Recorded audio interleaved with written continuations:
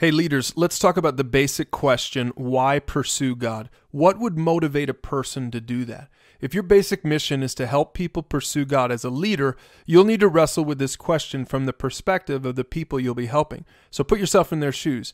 Now, there are probably hundreds of answers, but in this video, we'll give you the top 3, and you'll see how they're connected to our 3 truths from Foundations. So first, some people pursue God because they have questions about eternity. They know there's a heaven and a hell, or at least they think there might be, and they don't want to take any chances. They're not necessarily afraid to die, but when they do, they want to know what's next.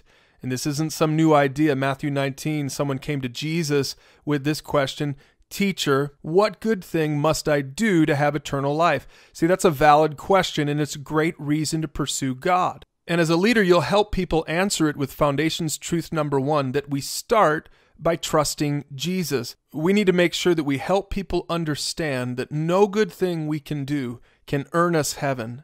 Jesus already did all the work. That's the first basic truth you have to help people to learn. Now, here's the second reason that some people pursue God. It's because they want a better life on earth. Now, I'm not just talking about those people who want a bigger house or a better job. See, there are a lot of people who pursue God because they want a better life on earth. They want an honor code to live by and for their family to live by. Now, these people might think that they can earn their way into heaven by being a better person. But what they really need to know is that living to honor God can really only happen after we've trusted Jesus for salvation. That's why this is our second truth for Foundations. That living to honor God is the natural outcome of having trusted Jesus for our salvation. In Philippians 2, it says, God is working in you, giving you the desire and the power to do what pleases Him. And Galatians 5 explains some of the fruit that comes out of a life that pleases God. The fruit is love and joy and peace, patience, kindness, goodness, faithfulness, gentleness, and self-control. See, these are the sorts of things that people are looking for. They want this in their own lives, and they want this in their families. And this really is what a better life on earth is all about. Now, there's a third reason some people pursue God. See, some people are looking for purpose in life.